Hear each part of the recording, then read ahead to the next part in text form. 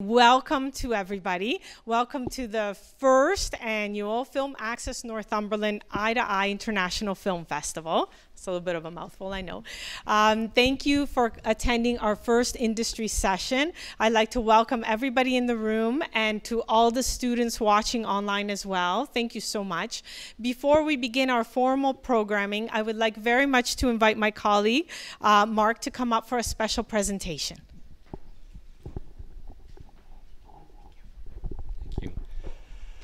Good afternoon, everyone. A real pleasure to be here. And today, as a very proud resident of Northumberland County, I also stand as an apprentice on the Sweet Medicine Sundance path.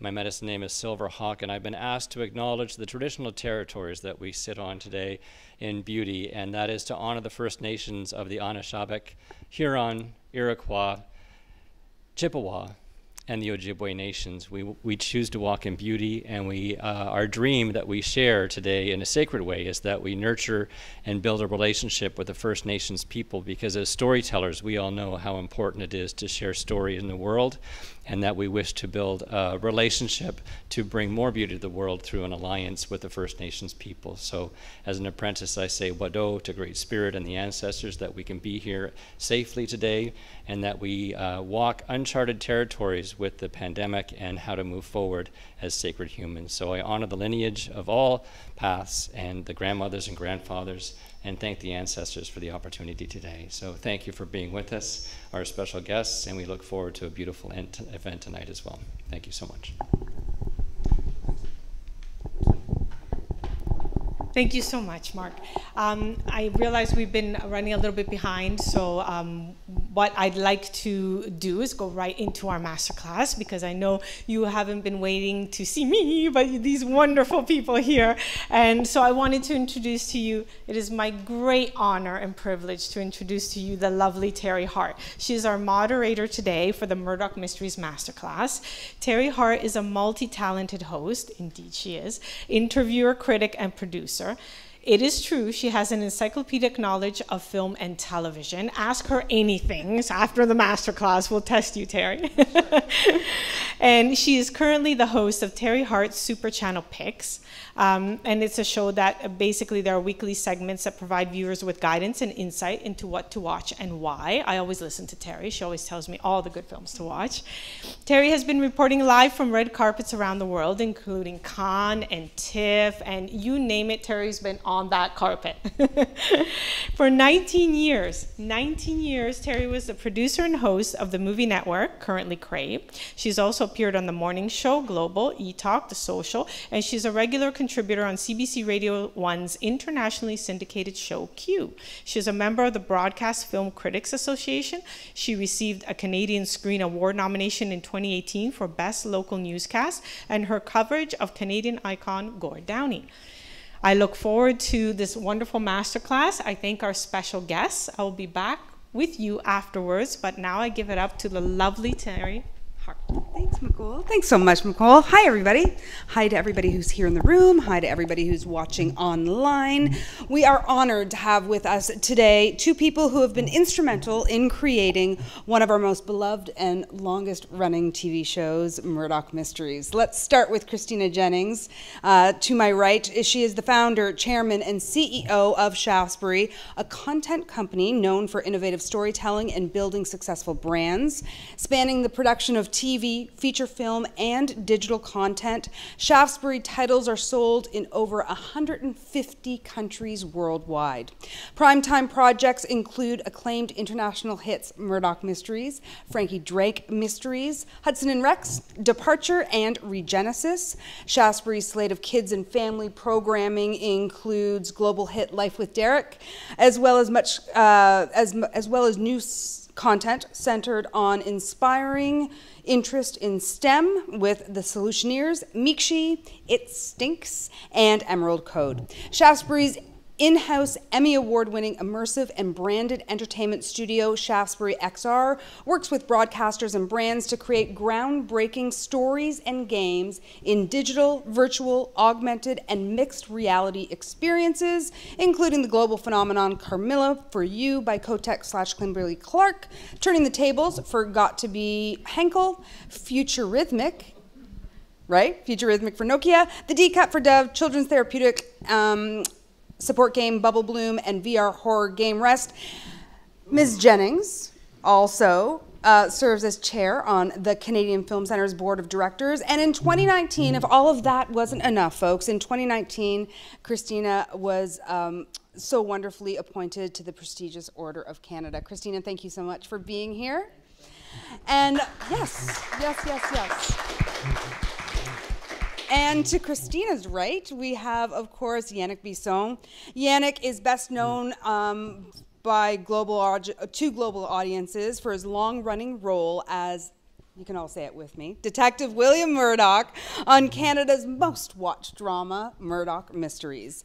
It's currently filming its 15th season, and with over 60 Yannick film and TV credits to his name. Bisson is a multi-award winning actor, recently starring in films Anything for Jackson, Another Wolf Cop, Casino Jack, and Year by the Sea. In 2015, Yannick won the CSA for Best Host in a Preschool Children's or Youth Program. In 2016, Bisson won the inaugural Canadian Screen Award, CSA, Fan Choice Award, everybody's favorite award. And then in 2017, Bisson was honored with the ACTRA Award of Excellence for his outstanding contributions to the industry, and outstanding they certainly have been. Yannick can also be found behind the camera these days too, directing on such upcoming projects as 12 Treats of Christmas, a dedicated humanitarian who has made meaningful connections to several philanthropic organizations. Bisson is involved with Artists for Peace and Justice, which funds a middle and high school in Haiti, Boost for Kids, and Childhood Cancer Canada. A Montreal native currently residing in Toronto and Los Angeles, Yannick is married to the lovely author and producer Chantal Bisson and raised 3 lovely daughters, Brianna, Dominique, and Michaela, and just became a granddad for the first time. Are you granddad or are you grandpa? We'll see. Or pops? I'm fine with either. Okay, well, congratulations on baby Rory. Thanks so much to the two of you for being here. We're going to talk about 15 seasons, but closer to 20 years of Murdoch Mysteries. What a run. 15 years, incredibly successful. If I can ask you each to go back to 2006, around that time, and can you take me back to what you were imagining and what your hopes and dreams for Murdoch were back then? So 2006 would have been right after we'd done the 3 movies. So it was an interesting, I don't know if any of you have seen the 3 movies that starred actually Peter Outerbridge, but they were a very different beast than the series that we've made now for 15 years. They were quite a bit darker. We use the word gritty. When it came time to move it to television, we started down the road with the writing room, and it was dark and gritty. And I hate to say I made that horrible decision. Sometimes you have to say to people, you've done a really, really great job, but I'm going to have to thank you very much, because we're going to actually switch it up. Because I thought that what the show needed to become was actually what the show is now, which is something that the family can sit down and watch. It's not too dark and gritty. I'm a big history buff, and I wanted to, in a very tiny way, teach Canadians and maybe people around the world about some of our history. So we made a really bold move. I mean, I will never forget, you know, it was probably less than 6 weeks before we went to camera. And I got rid of the first writing department, and we brought in a whole group of people. And that became the show. It was about 6 weeks. Because you just, I mean, at some point you realize this isn't the show we have to and want to make. So, and thankfully that bet paid off, because we wouldn't still be here if you know. So that takes me all the way back to 2006. And that, I mean, the other thing at the time was making that decision, really, to change the lead cast. I mean, again, you've gone out with 3 movies. Why are you changing the cast, one might say? Well, again, because that wasn't the show I wanted to make. I wanted to make a show that was much more able to sort of connect with all ages. And I really thought Yannick could give us that he could be that very open Murdoch, who's a crazy, wonderful man of science, a religious man in a community that's, you know, less religious, who doesn't use his fists, you know, who all of those things that you were, and that you know, and anyway, he was the perfect guy. So that was the other very big move we made back in 2006.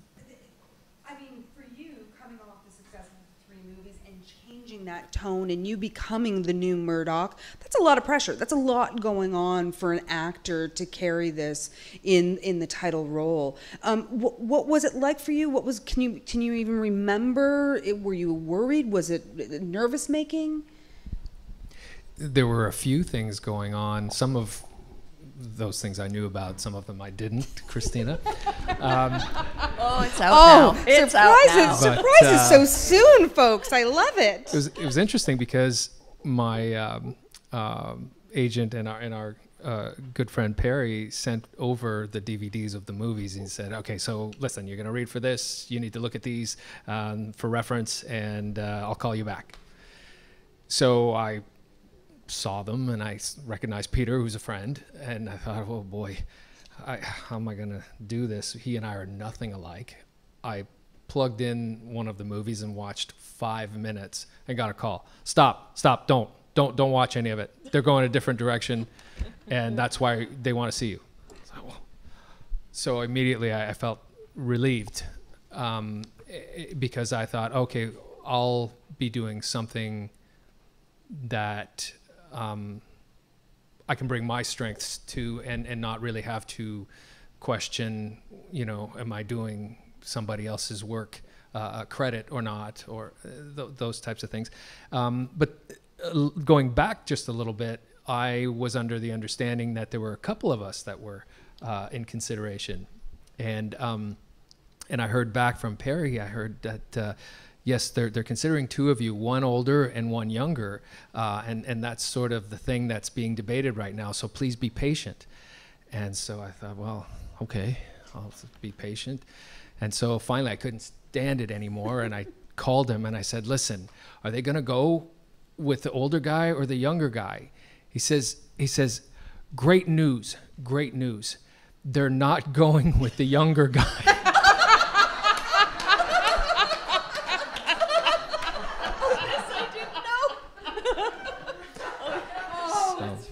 Great news. You are the older guy, and you've got the role. Yeah. That's a bit of a 1-2 punch there, isn't it? Kind of yay and oh. It was an odd start, to say the least. You know, you talk about wanting to make that pivot. I'm going to use overused word now, pivot, and make Murdoch a show that families can sit down and watch, and make it a show that, you know, maybe actually educates people as well as entertaining them. How have you been able to keep the core of that pivot and that change that you made in 2006 for the TV show for these now 15 years since?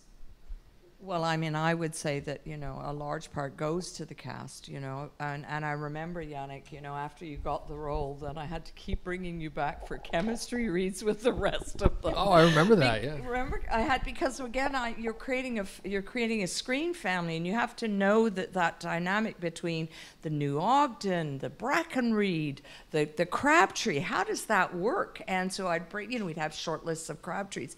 So I give the cast very much credit for sort of, they know what the show is, and they make darn sure that we deliver that show. If it's a new director, they know, and so you're the barometer of it. And I will say, and we were talking about this in the car, you know, writing is everything. I mean, a good show, honestly. Yannick can do what he does really well, but the bottom line is, if it's not a good script, I mean, and so, I mean, I just watched the episode yesterday that we're all going to watch tonight, The Prodigal Son. And I thought it was a masterful piece of writing, masterful, because there was the story of the whodunit, but at the same time, I'm learning a bit about George Crabtree. You know, George, we know, is an orphan raised by a bunch of aunties, and suddenly there's his father. There was mental illness in the episode. There was history in the episode about all that sense of Toronto is going to be this great city of the future. And so I give the credit to the writers, you know, so it's that twofold thing, Teri. Did you know, Yannick, when you were taking this on, that it would require that level of commitment and involvement of you? Like, this is more than, you know, the starring role in a TV show. This is the responsibility at this point, is what I'm hearing from Christina, and that falls on your shoulders. We started out making a TV show, and it's funny referencing back to those chemistry reads and so on. And it's funny, we've never really strayed from what I believe you were looking for in the room, because it was very much about how do Ogden and Murdoch vibe off each other. You know, how do they sort of enjoy that process and sort of riff back and forth? And we do that to this day.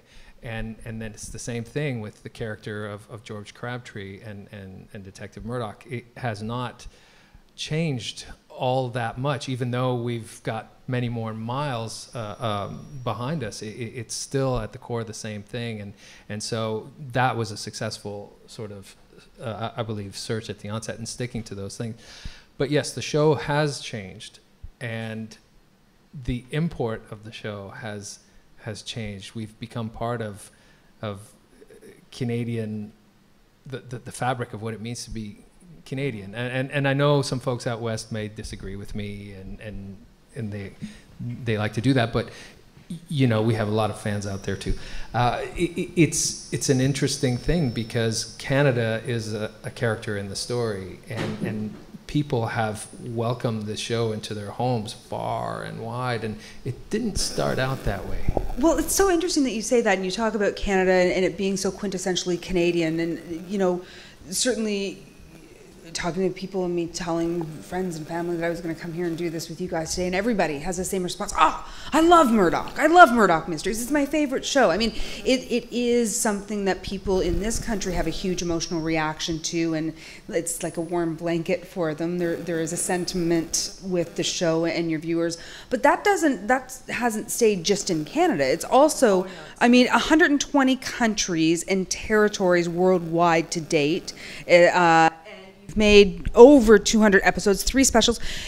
So as much as it is Canadian, it has this huge universal appeal. Well, I think because it goes back to, you know, right now we've got a lot of what I call serialized television. One crime over 8 episodes, very dark, you know, and for a long time there weren't a lot of competitors to Murdoch out there in the world. And so, you know, we were able to get in there, and so it is a massive hit in France. You know, I mean, it is on, I don't know how many platforms in the United States. I mean, it's huge. And so, you know, we're in China. I mean, but I think, you know, Teri, going back to one thing you said about, you know, so it's wonderful that we tell very proudly our Canadian story, very proudly. But it's also been really important to us that the show travel. Mm-hmm. And I know we've got a clip that shows, I mean, it is important that we go out west, that we go to Alberta, that we film in St. John's, that we film in Dawson City, that we get out, that we come to Port Hope and Coburg.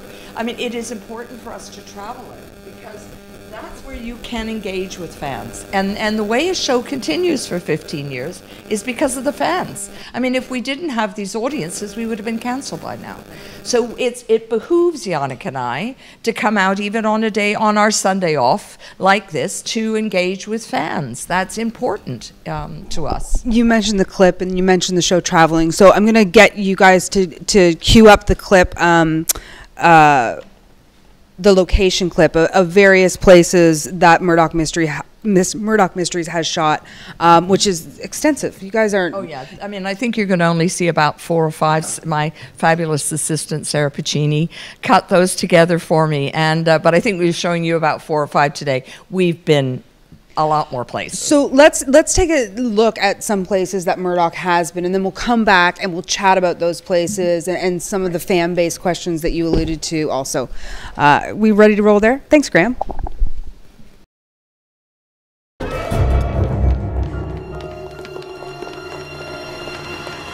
Hannah, get on.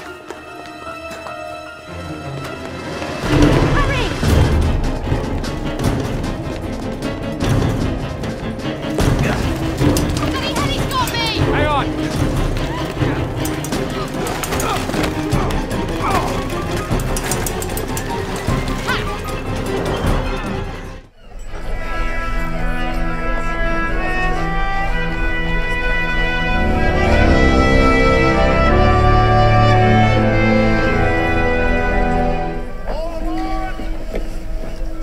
of bloody time, if you ask me. I don't disagree, sir. It seems a vague threat at best.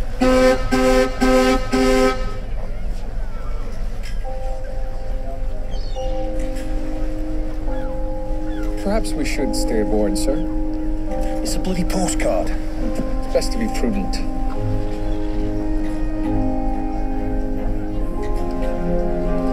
Bloody hell. Thank you.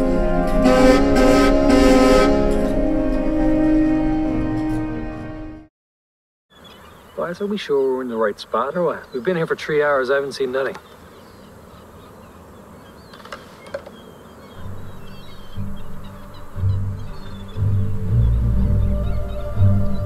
That's him. Let's go.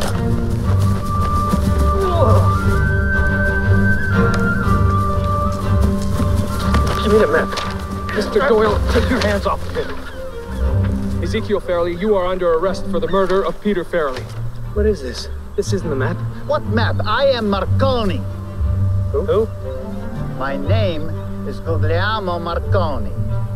The wireless telegrapher? I am here to set up a receiving station. Oh, yes. Yes, I've read about this. You wish to send a signal across the Atlantic. I need an uninterrupted path to England. Sure, boy. Go to Signal Hill. You can see halfway to France from there. You said something about your mistakes defining you. I believe it's what you do to right them that does. When did I become so philosophical? Must be the mountain air. Will you be back? I don't know.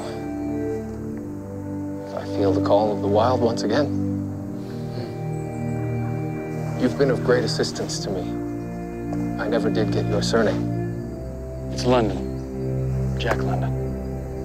And what's that you said? The call of the... Call of the wild. It's a nice turn of phrase.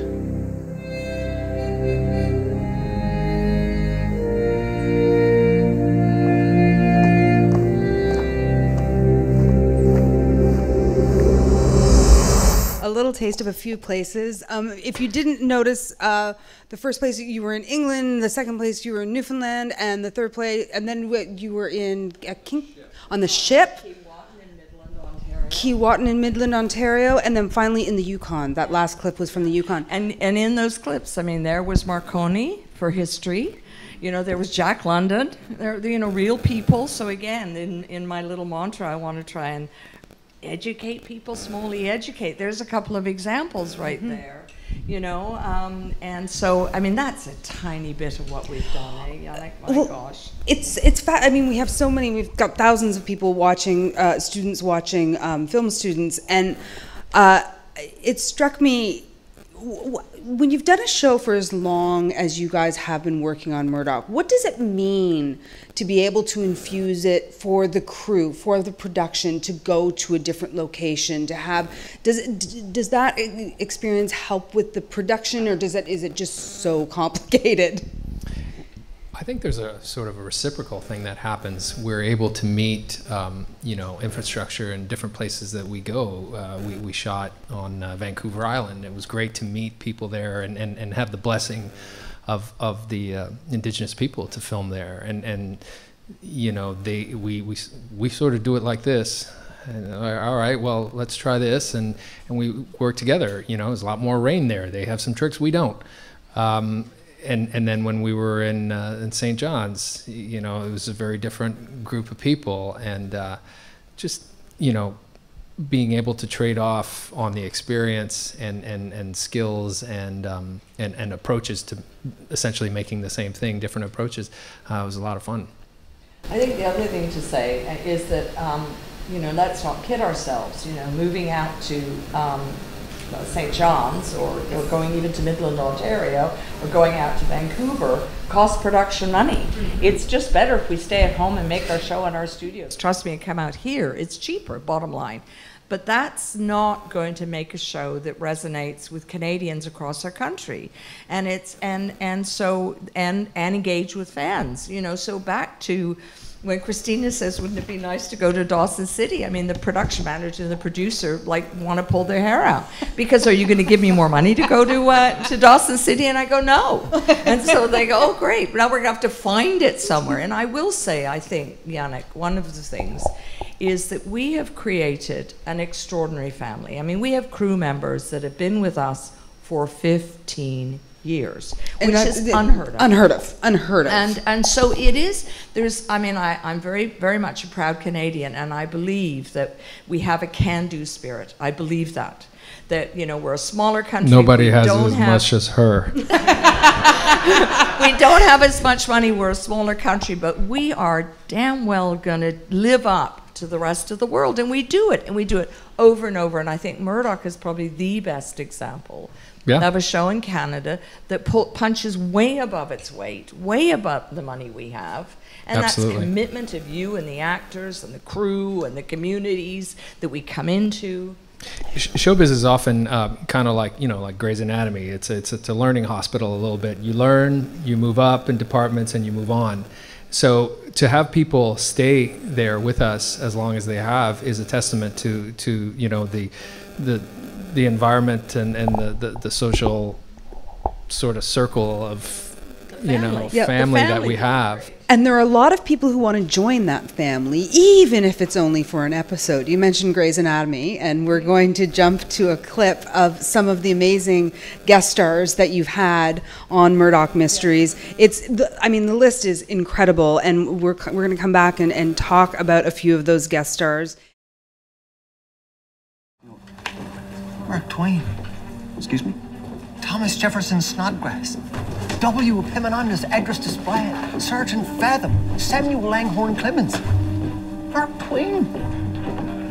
Mr. Twain, it's an honor to meet you. Well, the honor is both yours and mine. Oh, there's no need to say that. George Crabtree, Constable 3rd Class. I used to be 1st Class. Constable 1st Class, but I made a rather unfortunate choice, which led to a series of blunders from which I'm prattling. You're here to see some of the detectives' inventions, I'll wager. I know No. Somebody shot at me yesterday. Well, it's a good thing they missed, I should say. His name is Leslie. Yes, I know. Leslie Garland. We're acquainted. Mr. Garland. Detective. You look somewhat overdressed. Not a social outing, I take it? Mr. Garland, I understand that you are a judge in the Miss Purity competition. That? Oh, yes, I suppose so. And especially friendly with one of the competitors, Miss Catherine Buchanan? Detective, all these girls are friendly with me. They all want to win, and I'm an impressionable sort. Were you courting Miss Buchanan? Honestly, I asked Sweet Katie to dinner, but she declined. She had no interest in me, despite my best efforts. That's not what I've been told. Perhaps not, but it's most certainly the truth. And where were you last night? A gentleman never tells. Ladies, where were we? I'm sorry our evening was cut short. As am I. Jules! Give your sister a lift? Detective William Murdoch, meet Miss Ruby Ogden, my sister. Younger sister. It's a pleasure. I thought it fun to surprise Jules with my little stage appearance. Really, Ruby, can we please put this Jules business to rest? I'm not a tomboy. Anymore. You never told me you had a sister, and in the theater. Well, actually, I'm a reporter. But I believe that in order to get to the heart of any story, one must become a part of the experience. I decided to write about Harry Houdini. So naturally, you joined the show. We really must be going. I have a post-mortem to conduct. Well, I suspect we shall see each other again, Miss Ogden. Ruby, I'll make certain of it. Good evening. The Red Portage Thistles have this smooth skating cover point, Hod Stewart. If the Ottawa Hockey Club can sign him next year, they'll win the Stanley Cup. Not possible, Crabtree. Too much infighting in Ottawa. Armstrong, you clearly don't know the first thing about hockey. Sometimes I wonder why I even thought... I'm here to speak to Detective Murdoch. And you would be? For the love of Pete, Armstrong, it is the Prime Minister, man. Sir, right this way. That's called a newspaper, Armstrong. Try reading one. can't believe we got away with that. Tell me everything. Okay, so of course we all recognize many of those people there. I just want to follow up. You can't believe you got away with Mr. Harper? Well, yeah. First of all, telling him he doesn't know anything about hockey, which is very untrue, and then just, oh. But I've got to tell you, so we filmed with Harper, and he was with us about 4 hours, and we were in the green room, and honestly, in my career, I cannot tell you how many people have said this. So he's standing there, and he goes, "Christina, I have an idea for an episode of Murdoch," and I'm thinking, "Oh no, don't tell me." I mean, cab drivers are giving me ideas for Murdoch Mysteries. And he said, "Christina, it's about the beginnings of professional hockey in Canada." And I thought, "Oh, that's interesting." And in the end, it was a fascinating, truly fascinating, historically accurate episode about the beginnings of professional hockey, and we thanked him in the end. We actually said thank you to Stephen Harper. I love that. Anyway, it was just one of those moments. Oh my God, the Prime Minister is going to give me an idea. I don't want to miss the opportunity to talk about. We found out just today, just a few hours ago, that the legend himself, Ed Asner, passed away today at 91 years old. And Mr. Asner was also a co-star on Murdoch Mysteries on the Christmas special, I believe. Yeah. A very special guest, playing Santa of all people. And it was incredible to have some of these people. Oh. William Shatner on the show. Some stories are young people that go on to great things, but like Giacomo. But when you're sitting there on set and you remember some of these actors from when you were this big, and you can't believe your eyes, they're standing there in front of you. It's incredible. For you, Yannick, when you have these guest stars and you're number one on the call sheet, and as Christina has informed us and let us know, you really are, hold the responsibility of a lot of tone of what Murdoch is, and I'm sure that spills over into the tone of production and the tone of set. What do you do as number one on the call sheet to welcome these guest stars that maybe you're a fan of yourself, or you're kind of like, oh, this is a big day on the show today? Well, I try to keep my act together.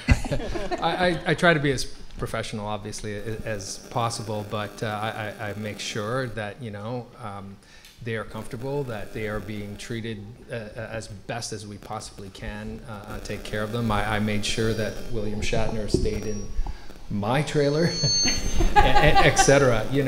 Just those types of things, because I want people to tell maybe their friends about their experience on our show, because we don't have these astronomical budgets to be able to bring these folks in and stunt cast, so to speak. And so it's all through personal relationship and sometimes through social media, as was the case a couple of times. And William Shatner was one of those instances where we were just going back and forth on social media. And I said, yeah, as if you'd do one of our shows. And sure, never been asked. Next thing you know, he's on the show. So well, who's been trying to get on the show is Margaret Atwood. I think she tweeted out once, "What does a woman have to do to get on Murdoch Mysteries?" And we have been trying, but Margaret's schedule is so nutty, right? To try and find a moment. She's done enough shows. Are you kidding me? Well, I will look forward to that. Do you have, can you whisper into your microphone? Do you have a list? Do you have an ongoing list of anybody that you would particularly like? Do you want to cross off some other former prime ministers? Or, I think we try. This year, and I'm not going to announce it now, but we are going to have a sport personality on Murdoch this year. So we're pretty excited about that. Has to do with basketball. So I'm pretty excited about that, because of course the history is Canada invented basketball. Mr. In Almonte, I think, if I'm saying that correctly, or I think I am, Almonte, Ontario. And so, again, it was just a fun thing. So, and often, we find that people love coming in and playing as Shatner did. What did he play? It's always a surprise. It's always out of left field, Some rock god musicians, big fan of the show, man. Yeah, and there might be a second one this year. That's amazing. Yeah. I love that so much. I love it so much. So Film Access Northumberland, before we began today, reached out to some film and media arts students from post-secondary programs at Trent University, Queen's, Loyalist, Fleming, the University of Ottawa, Ryerson, the school formerly known as Ryerson, or University X, I believe we're now calling it, and York, to name a few. And we got some questions. So I'm going to jump to the student questions at this point. You were one of the first production studios to start filming again, of course, this referring to COVID. What are your thoughts on the industry's ability to recover, and what will post-COVID production look like? You know, Shafts, this was last year, and I suppose we all went into lockdown last March. Yeah, March 13th. So how much did you have in production at that point, Christina? Well, we actually shot 5 shows last year in COVID. It was a huge year for the company. We're very, you know, so we took very seriously bringing back the protocols. And what we did was we actually started conferring with all our colleagues around the world, because New Zealand actually was the first country back. So we talked to our friends in New Zealand, a couple of producers, and we talked to some people in Iceland, because they were the second country, I think, back. And we looked at their protocols, and we started Shaftesbury with all our producers, Steve Montgomery and all of them, just coming together as a brain trust. And we put together, I think, the first Ontario, perhaps Canadian, set of protocols for a production company. And we shared that with the government, we shared it with the Ministry of Health, and in the end, you know, we went back. And I will tell you again, it probably costs to get, say, Murdoch Mysteries back, it's probably, I'm guessing, anywhere between $800 and $1 million to get it safe. And that money, to be outside of the labor part of that, which is we'll get a tax credit on, the rest of it, Shaftesbury just has to find that money. The show has to find that money. And so you might say, okay, well, where does that money, what is the cost of that? So it's testing, it's hygiene. I mean, you can imagine how many people, we have COVID teams now, we never had COVID teams. Now we travel out to here, we travel out here. We used to probably be able to get 4 or 5 people in a van. Guess what? 2. So there's a lot more vans traveling out to Port Hope and Coburg now than there were before. And so much of set is like is intimate. Like you're touching, you're talking, you know, craft service, all of the things. Craft service, all of that's changed. The whole way we do food has changed. And so there's a real cost to it. So I think when you say, so that's just the cost part of it. But I think the thing that we've all learned and we'll be able to take away from this is, you know, Murdoch probably was in studio a bit more last year. Yeah, we concentrated the creative down to about 11 episodes over one season, but it was the same amount of creative people, so it was actually a standout season. What you've seen most recently, season 14, is definitely some of our best. But yeah, it was tough. I was the first director out the whole. It was a lot of pressure. You know, I'm sort of the face of the show. And it's our Canadian tax dollars at work, and one of the first Canadian shows out, and it was a lot of pressure, and properly people's health too, right? Like you're guys, feeling all of that. You guys are really breaking the mold here and leading the charge of getting production back. So to do that as safely as possible. Yeah, you've got to. You've just got to. So. Yeah, there were 2 things people were doing at home, right? They were eating and watching TV. Yeah. And so there was some baking demand. Bread, Yannick. And yes, baking bread apparently. So, you know, it was time. We, you know, some of us needed to take the chance, and so. I think the things going forward, the 2 things that will probably be a takeaway, and we've all learned it, everyone in this room, is that you can do some of your work from home. You don't actually need to go into an office to be productive, and we've learned that, you know, so the writers don't need to be together. They can have Zoom writing sessions. Even in pre-production, many people don't have to be together because you're actually trying to keep people apart. And so I actually think some of that, and we're human, we all want to be together, we're social beings, but I think some of that will carry on. I think this ability to work a bit from home and still be able to produce a great show.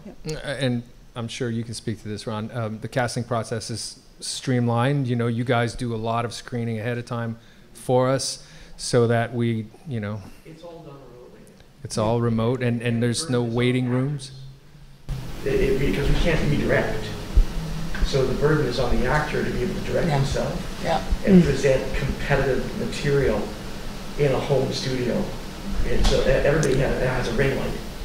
That's right. So if I can just reiterate that so everybody can hear, Ron, who is a career casting agent here in Canada and mostly in Toronto, is saying the onus has really been on the performers themselves individually to put together the best possible thing that they can on a self-tape. And sometimes that means reading between the lines because they're not being directed as you would normally be. You would have a first chance, a second chance, and you would have some tweaks and some when questions. you go in for an audition. This being the and you'd audition even process. have to, I've been hearing from actors, they've got to go buy lights because you've got to look good. Your ring because you're light, presenting yourself, so suddenly they've got to be more technical than they've ever been before. Guys, I'm not even an actor. In my house, there's a room in my house, I have 3 lights that look like this to do various hosting remote. I mean, like we've all become kind of technically, more sound than I was a year and a half ago. Yannick, I want to jump on. You said you were the first director out for this season 14 that is on the air now, and you are a double threat, maybe a triple threat, probably a quadruple threat. But one of our students asked, does an actor have to be a double threat to be considered for starring roles? You being an actor and director, what recommendations, what advice would you give to people watching now that want to be actors and maybe wondering if they should be educating themselves on a different discipline within the art as well? One of the things that I've always talked about is developing yourself as a person. A lot of young people put a lot of their hopes and dreams on their involvement in showbiz and the possible outcome of it or the gratification and so on. And that doesn't come for all of us. And some of us it does, and it's still not enough. Or it comes in different ways. It doesn't quite feel the way you thought it was going to feel either. Your ship comes in and it's not quite what you thought. But there are also, if you look at the award-winning films over the past, say, few years, look at Ray, look at the Aretha Franklin film. Look at these people that had to be very, very talented in different ways to be performers, not just singing. There are all sorts of different things. Oh gosh, they remade Star is Born. I mean, with Lady Gaga and Bradley Cooper and that is a thing. But I think also for your own personal side, I step away. I have very different interests in my life than directing, acting, the producing stuff that we do. I have some very sort of tangible interests. Like I work with wood, I build things, I have sports that I'm involved with, things that bring me a lot of joy, and then in turn they end up being, guess what? Can you ride a bike for Murdoch? Yes, I can. Down the stairs in England with somebody on the back?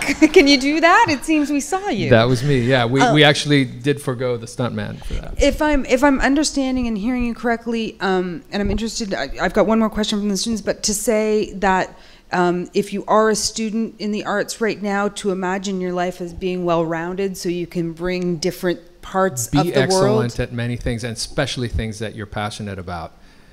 And the only other thing I would say is, and I try and say this to young people, this is a great industry. You can have a really, really, really fabulous career. And, I started out as a production assistant. And I just look at production assistants now, or line producers or production assistants who are, and so, I've always been a storyteller. I've never wanted to be an actor. I've never wanted to be a writer. I've never wanted to be a director, but I'm a storyteller. That's what I am, I found. And so I just think this is the best business possible. I really do. And if you like family, if you're someone who likes camaraderie, if you like working with teams, you can't make what we do by ourselves. There's 200 people who do what we do, and you need every one of them. Yeah. So I do encourage those people watching. This is a great business, and do not be frightened to start at the bottom and work your way up, because you'll learn so much. So we have a young lady who works on our show. She started about 4 years ago, and not long before that, social media started to kick in, and we had fans, and I started out with a few fans, so I could recognize some of them, and you'd see them at some events like we have today, and you'd recognize them. And there was one young lady named Riley.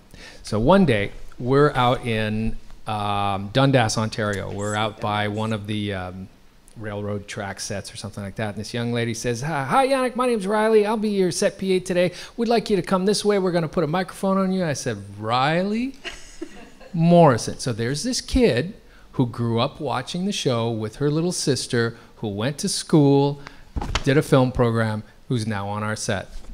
And she's working with us. And Were she's you great. verklempt? Like, that would be Well, her eyes were, I don't think she expected to be busted within 5 minutes of being on the job. She didn't think you had quite as good a memory as you do. Yeah, but there she was. A testament to you also for remembering the people who are invested in you. Good story. In the beginning, yeah, definitely. Good story all around there.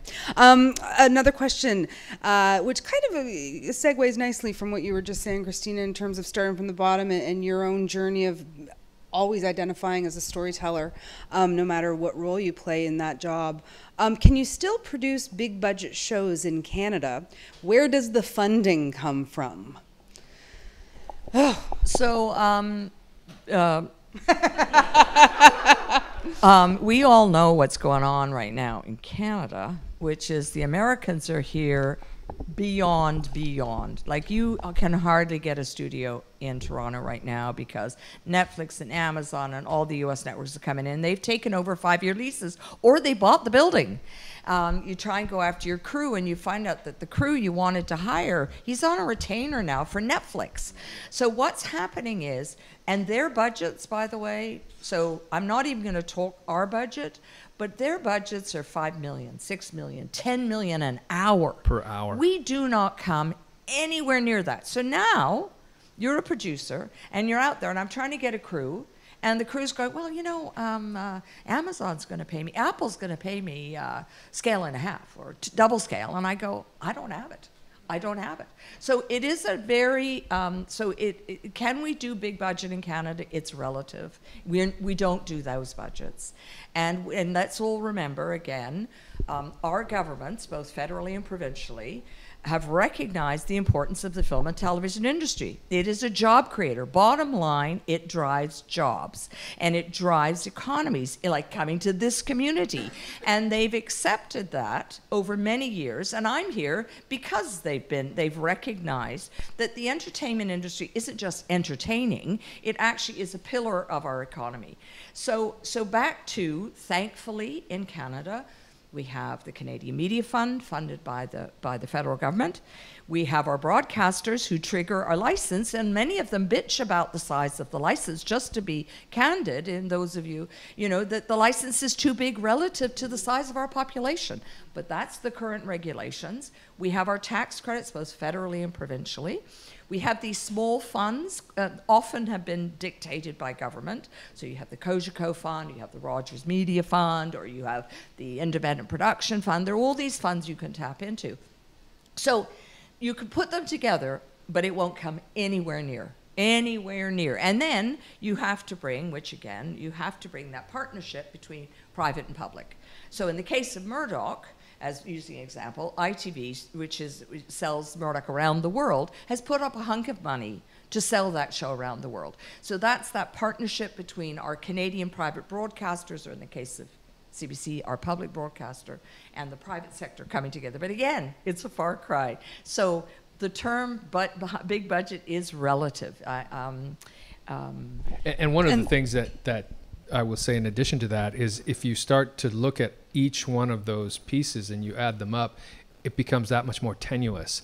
So, if there is any change in any one of those major players, it's a house of cards, and a show that could technically go 15 years and beyond will be, stopped prematurely just because there was an executive change somewhere along the way. So it's very, very important that there is commitment, and otherwise we're not represented on our own screens. And let's be clear, there's change all of the time, and people like Christina Jennings, who runs Shaftesbury and creates jobs for hundreds, if not at times thousands of people, are taking that risk. And as we face a federal election, if the arts matter to you, pay attention to who is publicly supporting the arts, and make that something that matters to you, where your vote lies. And I would just think put that out Yannick there. just said something. I don't know if you heard that. You know, making sure Canadian content is on our Yes. screens, and that is something I, as a Canadian,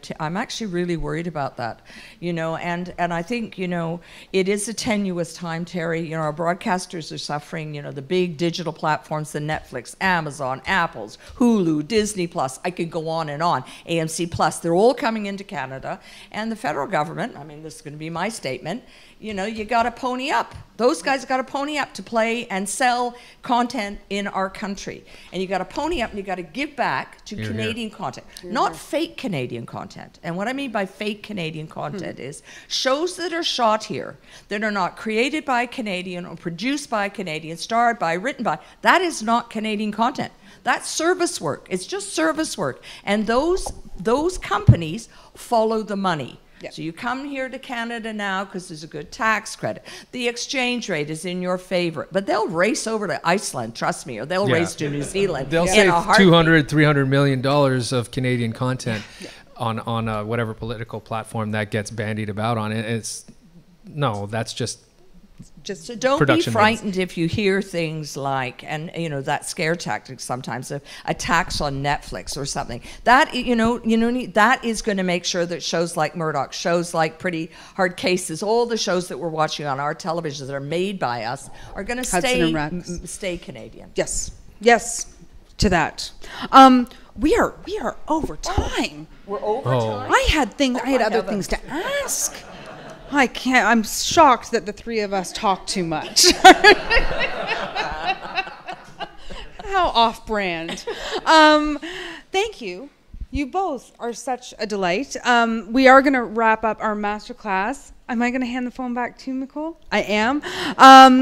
Wrapping up our masterclass with these two masters. Thank you both, Christina and Yannick.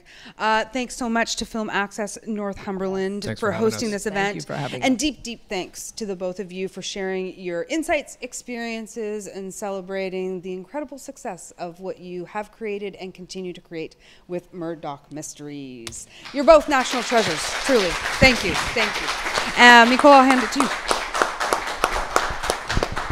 I just wanted to extend my deep thanks to Christina Jennings, to Yannick. Thank you so much for being here, Yannick Bison, and Teri Hart. Thank you so much for guiding us in this really incredible and insightful conversation. I know the students may have some questions for you that I'll send your way eventually. Cool. But I wanted to thank you all for being part of this inaugural journey that we are on, and for the support of all of the volunteers that have assisted us in making this happen. We thank our wonderful, enthusiastic Northumberland audiences. I'd like to extend a special thank you to Coburg Media and Graham Beer for making the technical production happen, and Megan Cooper, for Ken Prue for hosting us this afternoon, and as well for the town of Coburg, who is our inaugural host for the festival. We'll be out in other communities, including Coburg next year, we hope, if they don't get too tired of us. Thank you very much. We hope that you will join us all again. Thank you.